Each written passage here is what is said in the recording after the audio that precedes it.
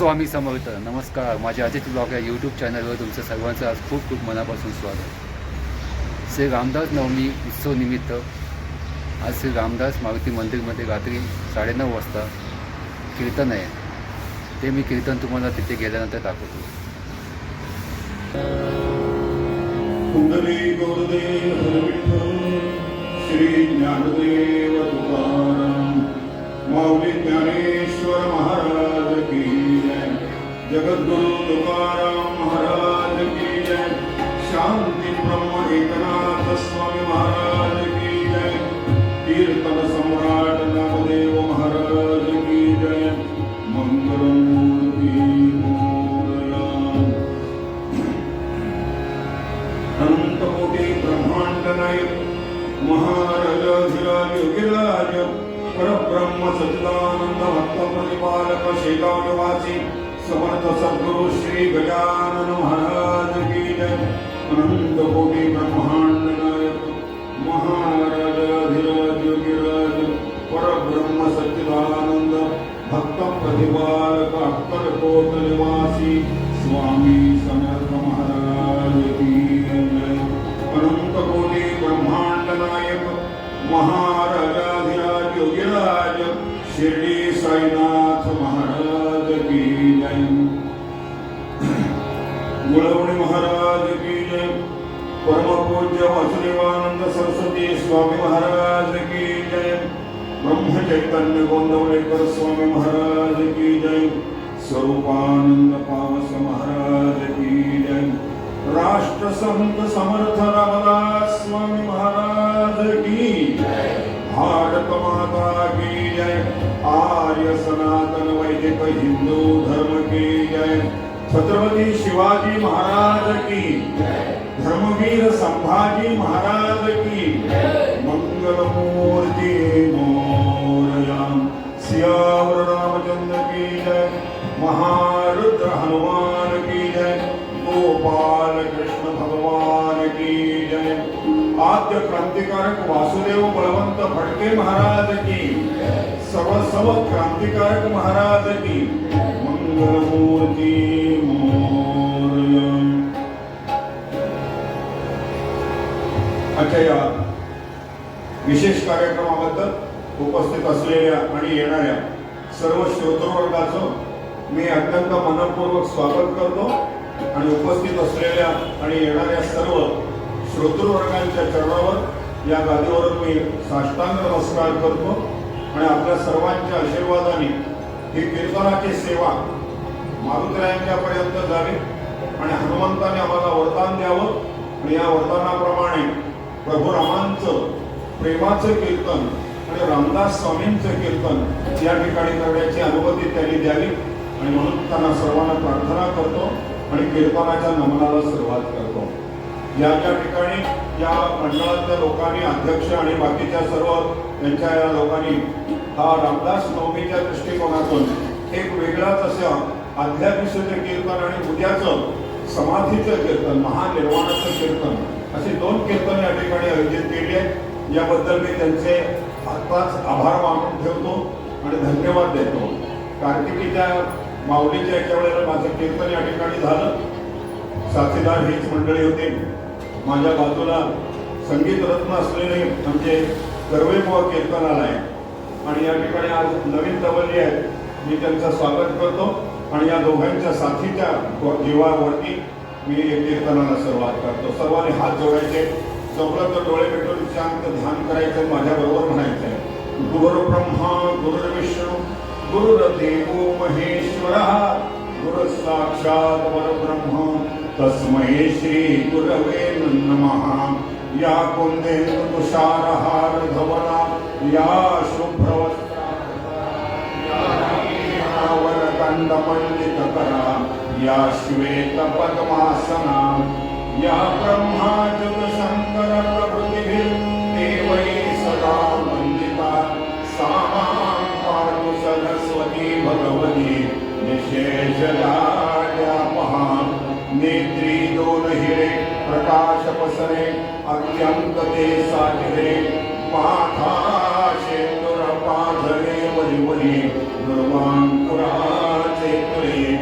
माझे चित्तविरे मनोरथ पुरे देखो नित्यंता हरे गोसावी सुत वासुदेव कवी हे या मोरयाला स्मरे ब्रह्मानंदम परमसुखदम केवलम ज्ञानमूर्तिम द्वन्द्वातीतं गगनसदृशं तत्त्वमस्यादिलक्ष्यम् एकं नित्यं विमलमचलं सर्वधी साक्षीभूतं भावातीतं त्रिगुणरहितं सद्गुरुं तन्नमामि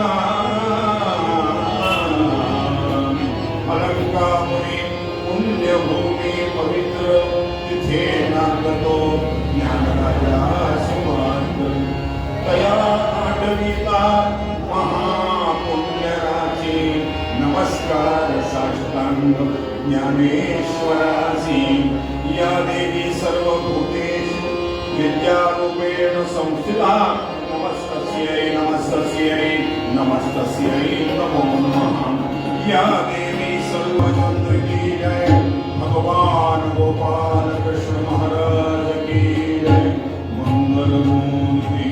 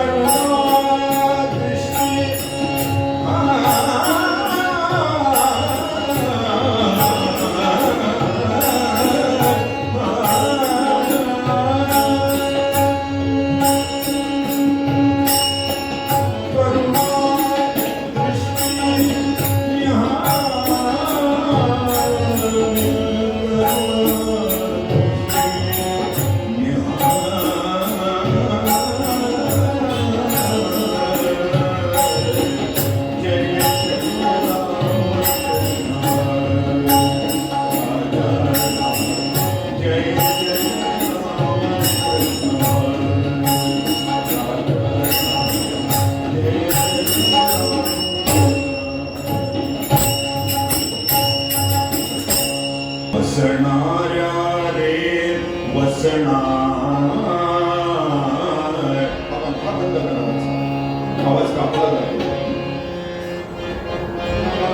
बाकीच्या कळाले. येरेंद्रायणी तिरी वसणाऱ्या वसणाऱ्या वसणाऱ्या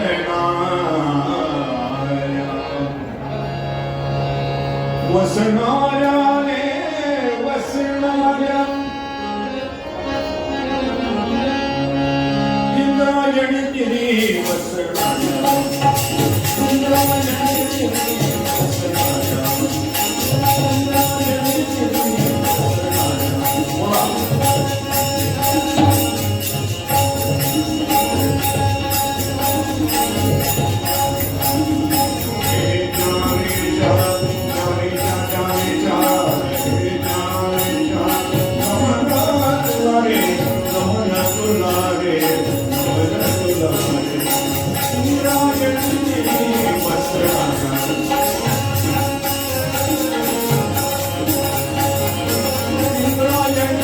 वसणाऱ्या.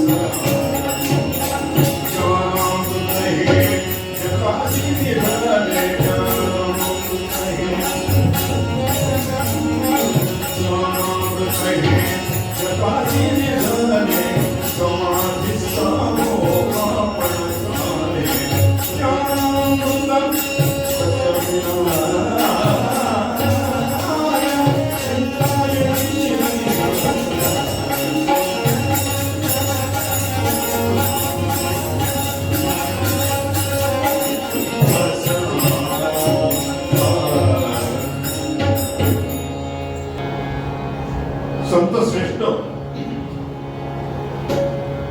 ज्यांना मी मुद्दामून राजकारणामध्ये विशेषत्वाने ज्यांचं योगदान मोठं आहे, फक्त पूर्वीचं राजकारण आणि आताचं राजकारण वेगळं आहे.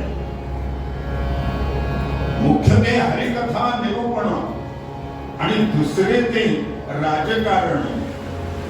राजकारणाच्या शिवाय धर्माला गती देता येत नाही, म्हणून राजकारण हवंय. धर्म जपवायचा असेल, धर्म टिकवायचा असेल तर राजकारणी लोकांचं योगदान त्यासाठी अत्यंत मोलाचं आहे. तरच राम मंदिर होतं, तरच कृष्ण मंदिर होऊ शकेल. आणि म्हणून समर्थांच्या सारखे ज्यांनी आज या संपूर्ण महाराष्ट्राला नाही तर संपूर्ण भारताला हरवायचा प्रयत्न केला, असे अत्यंत संत श्रेष्ठ असलेले समर्थ रामदास स्वामी, त्यांच्या जीवनाच्या बद्दल आज थोडस आपण बोलणार आहोत. आणि यासाठी अभंग फार सोपा आणि साधा घेतलाय. मी म्हणतो अभंग, आपण सर्वांनी अभंग माझ्या नंतर म्हणायचा प्रयत्न करा. रामदास्य आणि म्हणा. ते वायाची जाईल ऐसे कदा काळी घडेची ना. रामदास्य आणि ते वायाची जाईल ऐसे कदा काळी घडेची ना. कदा काळी राम म्हणा. दासा उपेक्षिना राम उपासना ऐसी आहे. ऐसी आहे भक्ती राघवाची प्रीती दास म्हणे चित्ती असो द्यावी. अत्यंत सुंदर असा अहमद समर्थ रामदासांचं आहे. ज्यांना आयुष्यामध्ये प्रभू रामांचं दर्शन घडलंय, रामाची सेवा ज्यांच्याकडनं झाली आहे आणि प्रपंचामध्ये न पडता सुद्धा प्रापंचिक गोष्टींनी काय असावं याचं ज्यांनी वर्णन केलंय, जसं ज्ञानेश्वर माऊलींनी बालपणी सर्वज्ञता वळी तयासी. लहानपणी सगळं ज्ञान मिळालंय, ब्रह्मज्ञान मिळालंय, जगाचं परिपूर्ण ज्ञान मिळालंय आणि त्याचा उपयोग समाजाला जे प्रपंच करतात त्यांनाही साधावं या दृष्टिकोनातून तोही यथासांग घडेची ना. असं होता कामा नये. दोन्ही जमलं पाहिजे. प्रपंचही झाला पाहिजे आणि परमार्थही झालं पाहिजे. फक्त फरक थोडा वेगळा आहे. तो काय तो बघण्याच्यासाठी रामदास्य आणि ते वायाची जाईल ऐसे कदा काळे घडायचे ना. मी पद्याच्या मध्ये म्हणतो, आपण सर्वांनी जळ पेटी वाजते कळत म्हणायचा प्रयत्न करा. मोठ्या आवाजात म्हणा, कारण रात्रीची वेळ आहे.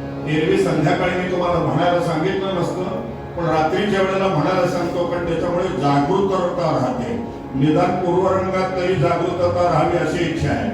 कारण ही वेळ कशी असते, आपण जेवून आलेलो असतो कीर्तनाला, भोजन करून आलेलो आहे, प्रसाद घेऊन आलोय, त्यामुळे सगळ्या पेशी आपल्या पोटाकडे कार्यरत झाल्या आपल्यालाही माहित नाहीये.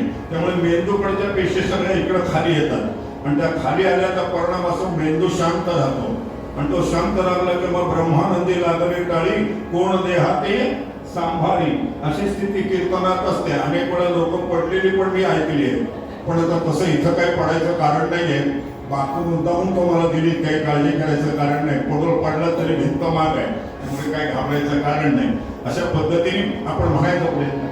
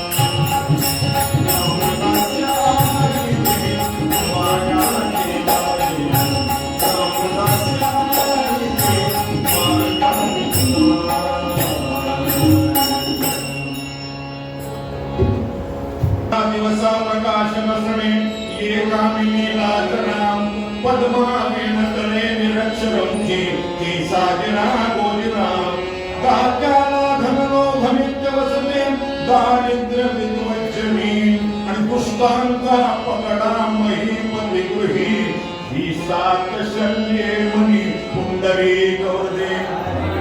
जरा आवाज द्या की माऊली ज्ञानेश्वर. एवढे सगळे जागे आहेत. वा, छान छान. म्हणून तर म्हणायला सांगायचं 7 शल्य आणि यांची पाठ आहे. सगळ्यांनी टाळी द्या जोरात. संपूर्ण पाठ आहे श्लोक. 7 शल्य आहे. तर मला 8वं शल्य आहे. तुम्हाला मला 8वं शल्य हेच आहे की संप्रदायाने, वारकरी संप्रदायाने समर्थांचं नाव घ्यायचं नाही किंवा समर्थांच्या ओव्या म्हणायच्या नाही असा दंड का घातला आणि कोणी घातलाय हे मला कळत नाही.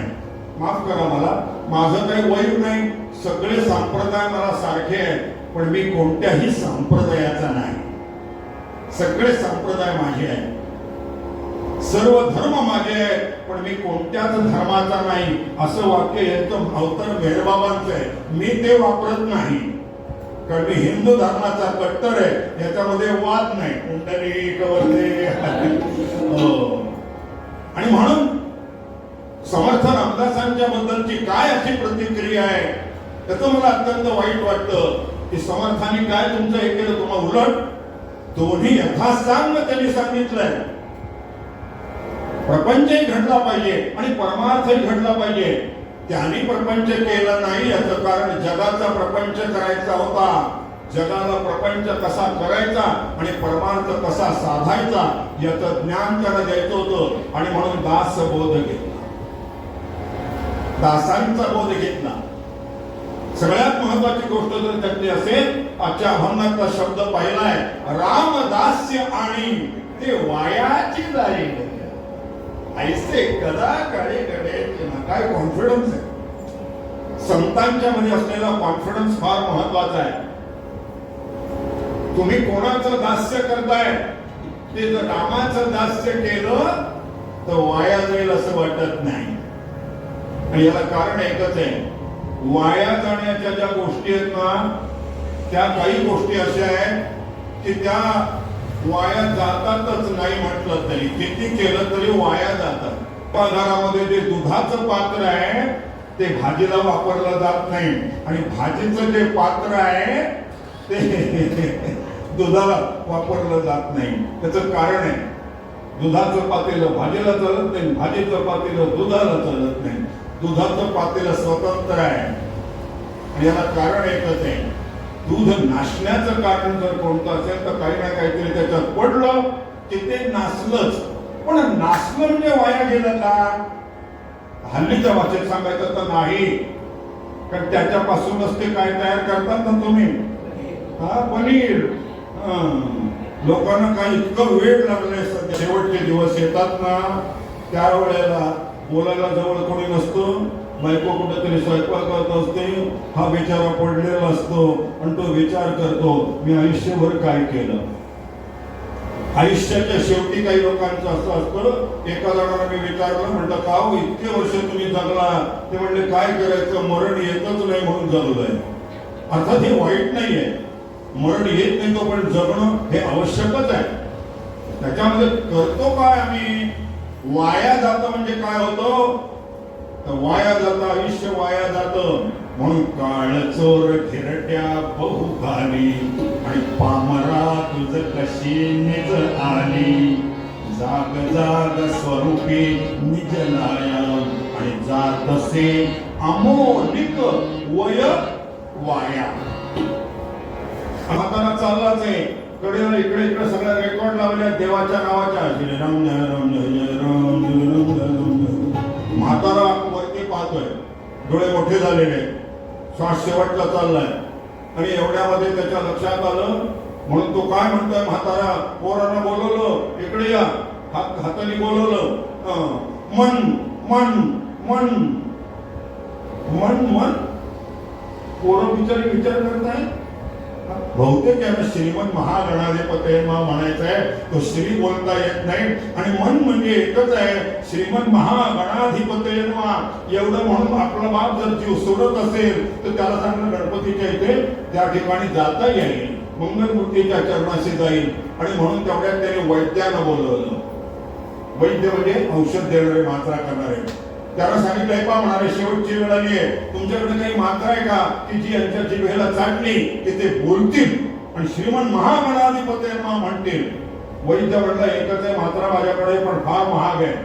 मात्रेचे 2 वेळे केले तर 10,000 द्यायला लागतील.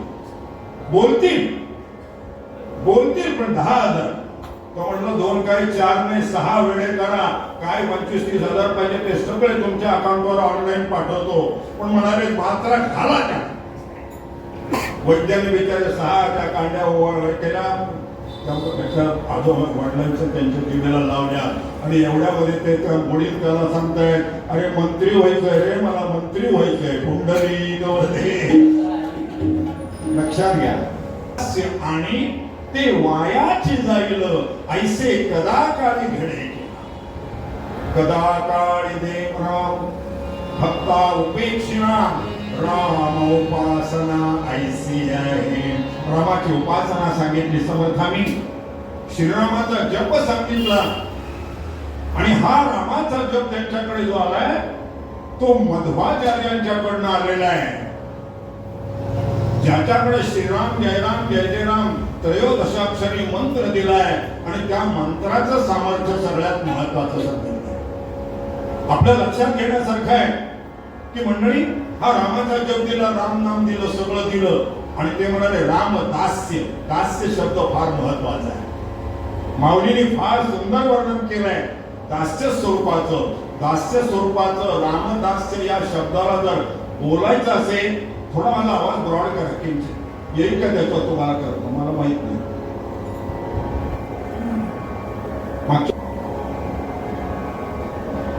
ती दास्य स्वरूपामध्ये हनुमंताची मूर्ती जी आहे ना, ती दास मारुतीची मूर्ती आहे. मारुतीच्या वेगवेगळ्या मूर्तींचे प्रकार आहेत. त्यातला हा मारुती जो आहे, तो जो हात जोडून उभा आहे, तो रामाच्या पुढे जेव्हा हात जोडतो तेव्हा तो दास मारुती असतो. ज्या वेळेला तो हातामध्ये द्रोणागिरी घेतो, एका हातामध्ये गदा घेतो, द्रोणागिरी उचललाय आणि मारुतीला चाललाय, ही जी मुद्रा आहे ती वीर मारुतीची मुद्रा आहे. असे अनेक मुद्रा मारुतीचे आहेत. काही बसलेले, हनुमंत बसलेले सुद्धा मी बघितलेले. बसली मूर्ती आहे, मांडीचा आहे गुडघा वरती घेतलेला आहे, एक गुडघा खाली जमिनीला टेकवला आहे आणि हनुमंताची सॉरी बसली आहे, नमनाच्या वेशामध्ये आहे. उभा आहे तो जो मारुती उभा आहे तो दास मारुती म्हणून त्याला म्हटलं जातं.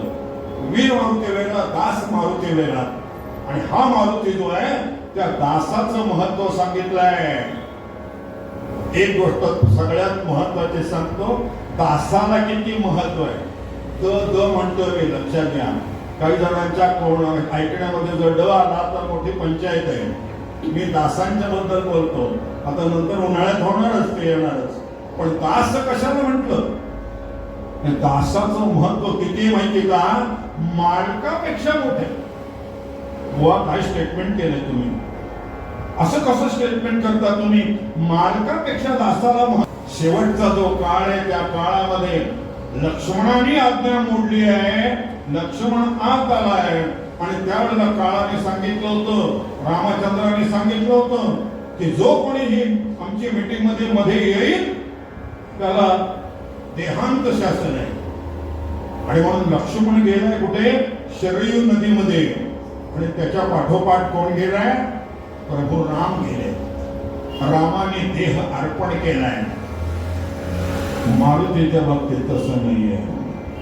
म्हणून मी नेहमी काही वेळेला कीर्तनात सांगतो, एक वेळ राम दर्शन होईल का नाही हे नाही सांगता येणार, पण हनुमंताचं दर्शन कायम नक्की होईल याचं कारण दासाला वरदान दिलंय आणि तो चिरंजीव आहे. अश्वत्थामा बलिर्व्यासो हनुवंश विभीषणा कृप परशुरामश्च सप्त इथे चिरंजीव. हे चिरंजीव आहे. दासाचं महत्व एवढं आहे. आणि दासच्या भक्तीचं महत्व जर असेल तर ते प्रभू रामचंद्रांच्या बाबतीमध्ये हनुमंतांनी कंत पाळलेला आहे. आणि मग एकच माऊलीची ओळी सांगतो, फार सुंदर आहे, अतिशय सुंदर ओळी ज्ञानदेवाने लिहिली आहे. आणि काय म्हणाले बघा, जैसे स्वामीजिया मनोभावा, जैसे स्वामीजिया मनोभावा. मनोभावा म्हणजे स्वामीच्या मनात काय आहे, मनातलं ओळखलं पाहिजे. डोळ्याच्या खुणेने ओळखलं पाहिजे. नुसत्या ऍक्शन वरनं ओळखलं पाहिजे. हे आंधळे लोक असतात ना, जे तुमचे बहिरे किंवा असे लोक जे आहेत ना तर ते खुणा करतात नुसते, बोलता येत नाही त्यांना, ते खुणेने सांगतात, पण त्यांचे बरोबर दुसऱ्याला ज्यांना माहिती आहे ना त्यांना त्या खुणा कळतात काय आहे ते. तुम्हाला अनुभव आहे, घरचे आपण सगळे प्रापंचिक आहोत, आपल्या बायका सुद्धा काय कमी खुणा करतात का आपल्याला, जास्त बोलू नका, जास्त हे करू नका, कळलेलं असतं. कोण आलाय, कोणाशी बोलताय, खुणा चाललेल्या असतात. ह्या सगळ्या खुणा तुम्ही जर लक्षामध्ये घेतल्या तर बारकाईने मनात काय चाललंय, जैसे स्वामींची या मनोभावा, आणि हे न चुकणे परमसेवा. ज्ञानेश्वर महाराजांनी ज्ञानेश्वरीमध्ये ओळ लिहिली आहे, आणि म्हणून अर्जुनाला ते सांगतात, अर्जुना कोणतीही चूक न करता त्यांनी जी सेवा दिली आहे ती सेवा पूर्ण करणं याला दास्यत्व म्हटलंय. गुलामी वेगळी, दास्यत्व वेगळं, नोकरी वेगळी. लक्षात घ्या, नोकरी म्हणजे दास्यत्व नाही. नोकरी ही पोट भरण्यासाठी केलेली सेवा आहे, सेवा नक्की आहे, पण त्या सेवेचा मेवा श्रवणम कीर्तनम विष्णुस्मरणम पादसेवनम वंदनम मनजनम दास्यम सख्यम आत्मनिवेदन. त्याची 7वी भक्ती जर सांगितली तर ते दास्य भक्ती सांगितली. आणि रामदास्य आणि ते वायाची जाईल ऐसे कदा काही घडायचे नाही, वाया जातच नाही. मग काय करायला पाहिजे तर तुमच्या लक्षामध्ये येईल, हनुमंतानी जे दास्य केलंय ते श्रीरामांच्या याच्यात जर मारुती बाजूला केला तर रामायण कसं घडून येणार हो, मोठा प्रश्न आहे. रामायणामध्ये मारुतीचा भाग एवढा प्रचंड मोठा आहे, एवढा भाग हनुमंताचा आहे की केलेली प्रत्येक सेवा प्रभूच्या चरणावरती अर्पण केली आहे. वास्तविक पाहता पराक्रमासाठी लंकेचा शोध करण्यासाठी गेलेले हनुमान आहे. हनुमंतानी शोध लावलाय, आणखी हनुमंतानी दाखवली आहे, सीतेचा शोध केलाय, निर्णय गोष्टी केल्या. याही पेक्षा सगळ्यात महत्वाचं म्हणजे रामाची प्रतिज्ञा मोडू नये यासाठी त्यांनी प्रयत्न केलाय. आणि तशी वेळ आली होती सुद्धा की रामाची जी प्रतिज्ञा आहे, मी एक वाणी आहे, एक वचनी आहे आणि एक पत्नी आहे, पण एक पत्नीत्वाचं मोडायची वेळ हनुमंताने आणली होती. तुम्हाला माहिती आहे का, रामाची जी प्रतिज्ञा आहे, मी एकाच पत्नी बरोबर राहीन, तसं नाही, दुसऱ्या पत्नीची तयारी झाली होती. दुसरी बायको दिसायला अत्यंत सुंदर, अत्यंत सुंदर.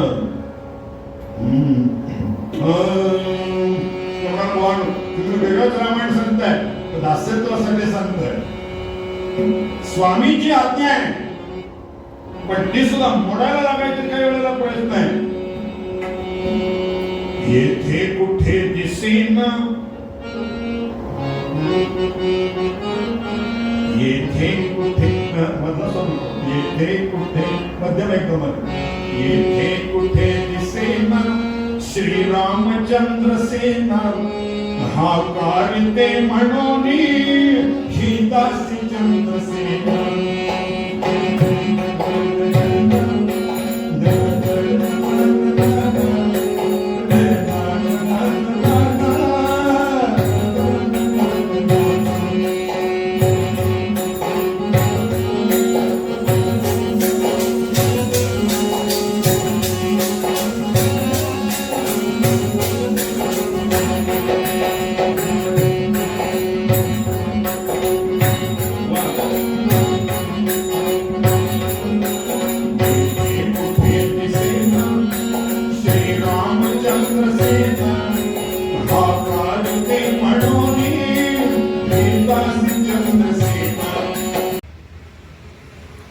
एकशे 9वा श्री रामदास नवमी उत्सव श्री रामदास मारुती मंदिरमध्ये चालू आहे. 9व्या दिवशी आज कीर्तन होतं, ते कीर्तन मी तुम्हाला आज दाखवलं. हे कीर्तन जर तुम्हाला आवडलं तर लाईक करा, शेअर करा आणि न चुकता सबस्क्राईब करून ऑल नोटिफिकेशन सिलेक्ट करा, म्हणजे तुम्हालाही नवीन नवीन व्हिडिओ पाहता येईल. श्री स्वामी समर्थ.